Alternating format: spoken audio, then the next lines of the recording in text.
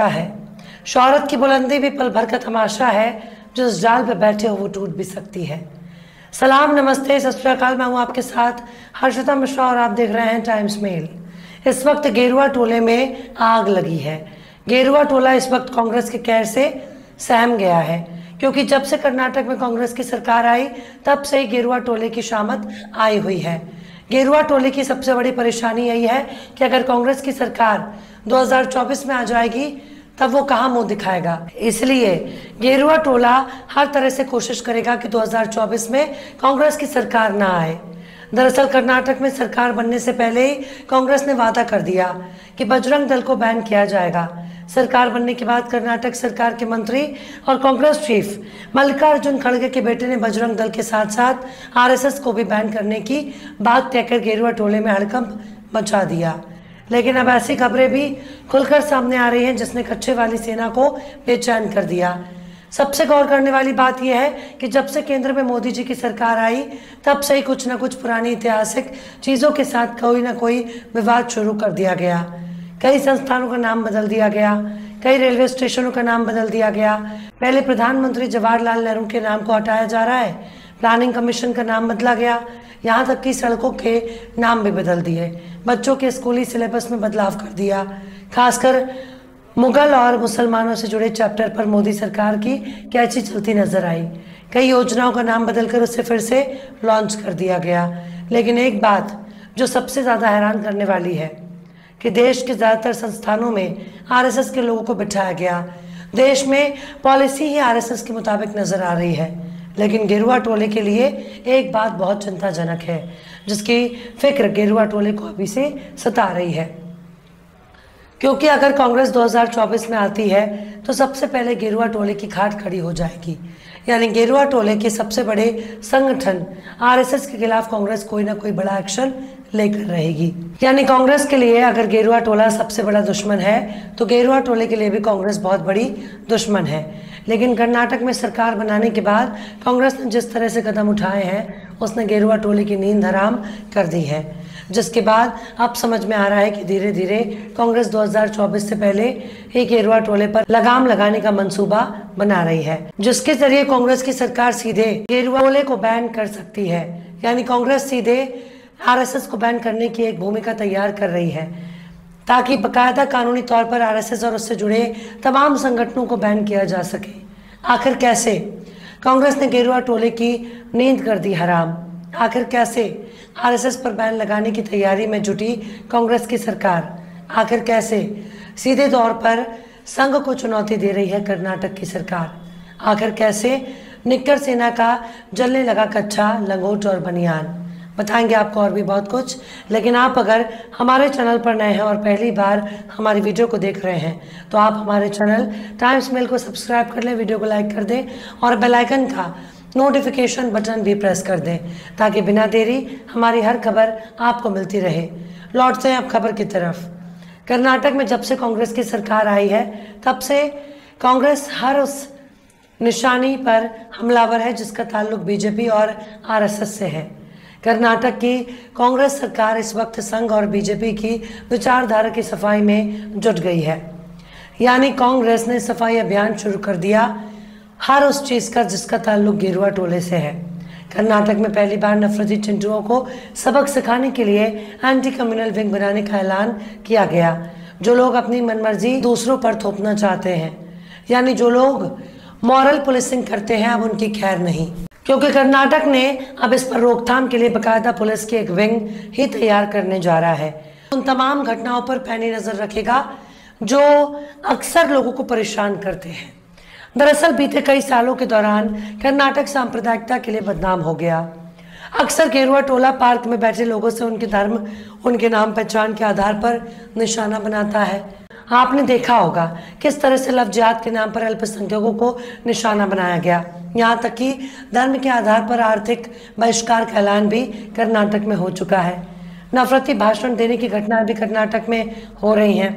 अब तो बाकायदा इनके लिए पुलिस ने एक विंग तैयार कर दी जो मॉरल पुलिसिंग करने वालों से सख्ती से निपटेगी। दरअसल इस पूरी भूमिका को समझने की कोशिश करें। कर्नाटक में गेरुआ टोले को कानूनी तौर पर बैन करने की प्लानिंग चल रही है। इसके लिए उनकी हरकतों पर नज़र रखना बहुत ज़रूरी है। जब इनकी हरकतें हर जगह रिकॉर्ड पर आ जाएंगी तो कांग्रेस की कर्नाटक सरकार बहुत ही आसानी से इन पर बैन लगा सकती है। दरअसल कर्नाटक को बीजेपी ने हिंदुत्व की प्रयोगशाला बना दिया था, ठीक वैसे ही जैसे गुजरात में हुआ।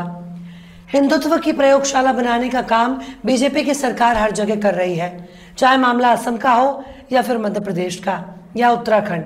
हर जगह धर्म के आधार पर नफरत परोसी जा रही है, हर जगह धर्म के आधार पर समाज को बांटने की कोशिश हो रही है। पर अब इस तरह की घटनाओं पर रोक लगने जा रही है। कर्नाटक का हिजाब विवाद आपको बखूबी याद होगा, किस तरह से हजारों बेटियों को हिजाब की वजह से स्कूल छोड़ना पड़ा। कर्नाटक की भाजपा सरकार ने पूरे सूबे में ड्रेस कोड के नाम पर हिजाब को बैन कर दिया, लेकिन अब हिजाब से बैन हटने जा रहा है।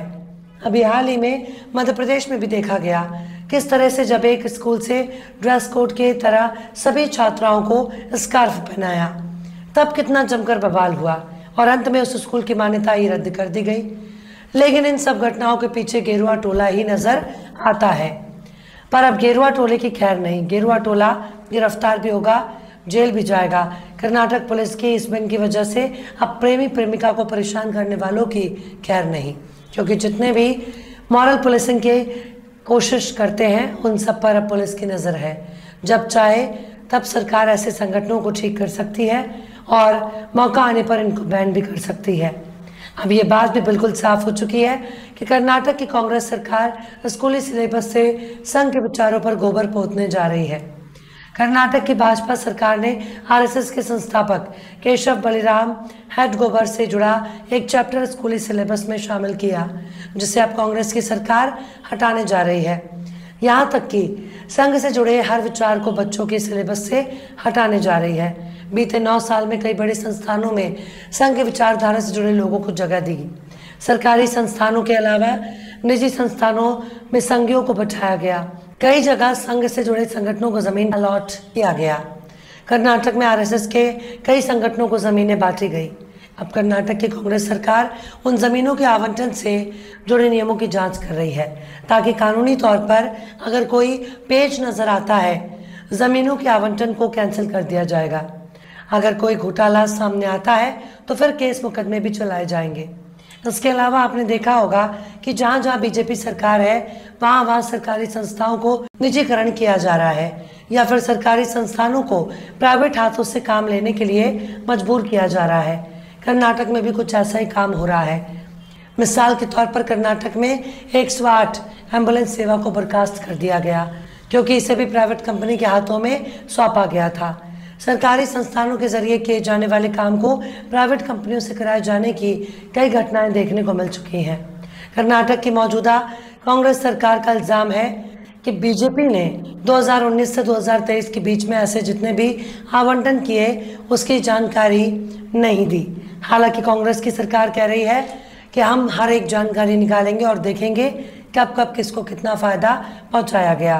कांग्रेस नेता प्रियंका खड़गे पहले से कह चुके हैं, अगर कोई भी शांत व्यवस्था को नुकसान पहुंचाने की कोशिश करता है तो उसके खिलाफ एक्शन लिया जाएगा और जरूरत पड़ी तो बैन भी कर दिया जाएगा। यहाँ तक कि अगर बजरंग दल और आरएसएस को बैन करने की जरूरत पड़ी तो उन्हें भी बैन किया जाएगा। अक्सर बीजेपी गौ हत्या पर गुस्सा जाहिर करती है। हालांकि भाजपा के कई राज्यों में गौमांस और गौ हत्या की खुली छूट है, पर उत्तर भारत में भाजपा का गौ प्रेम अलग ही रूप अख्तियार कर लेता है। लेकिन अब कर्नाटक में भी गौ हत्या पर से प्रतिबंध हटाने की खबर सामने आई है। कर्नाटक के पशुपालन मंत्री की वेंकटेश की गायों के बारे में एक बयान दिया, जिसमें कहा गया कि अगर भैंसों को काटा जा सकता है तो गायों को क्यों नहीं। पशुपालन मंत्री ने कर्नाटक गौवध निवारण और मवेशी संरक्षण अधिनियम का जिक्र करते हुए कहा था कि सरकार इस कानून पर फिर से विचार करेगी। इस अधिनियम को गौ हत्या रोधी कानून के रूप में जाना जाता है। इस तरह के बयान से साफ जाहिर है कि अब उन लोगों की खैर नहीं जो लोग गौरक्षा के नाम पर लोगों को परेशान करते हैं। खासकर बजरंग दल की खैर नहीं, क्योंकि बजरंग दल खुद को गौरक्षक कहता है। गौरक्षा की आड़ में उस पर हत्या के आरोप लगते ही रहते हैं।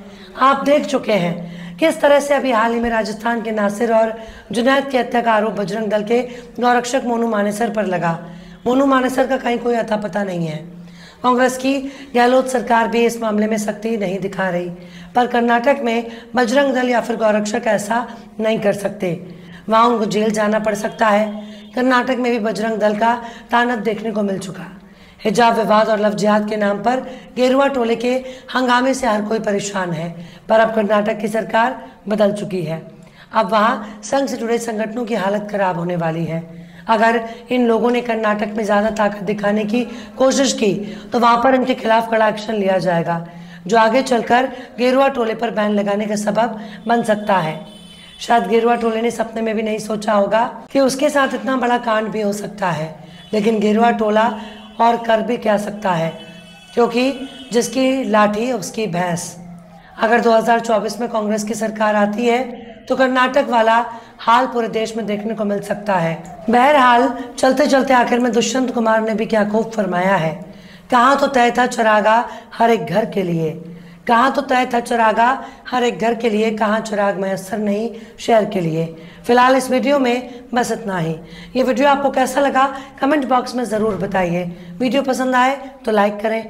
हमारे वीडियो लिंक को फेसबुक, ट्विटर, व्हाट्सएप पर अपने रिश्तेदार यार दोस्तों को भी शेयर करें और बेबाक, निष्पक्ष, स्वतंत्र पत्रकारिता को सपोर्ट करने के लिए आप हमारे चैनल टाइम्स मेल को ज़रूर से सब्सक्राइब करें और हाँ, बेल आइकन की घंटी वाली बटन भी आप ज़रूर से दबा दें ताकि आपको हमारे आने वाले नए वीडियो की नोटिफिकेशन फौरन ही मिल जाए। फिर मिलते हैं किसी और वीडियो में एक नई खबर के साथ। हर्षिता मिश्रा को दीजिए इजाज़त। जय हिंद। तो देख लिया आपने हमारे इस वीडियो को। हमें उम्मीद है कि आपने हमारे वीडियो को लाइक किया होगा और दूसरों को भी शेयर किया होगा। अगर अभी तक आपने हमारे चैनल टाइम्स मेल को सब्सक्राइब नहीं किया है तो जल्दी से सब्सक्राइब कर दें और बेल आइकन भी प्रेस कर दें।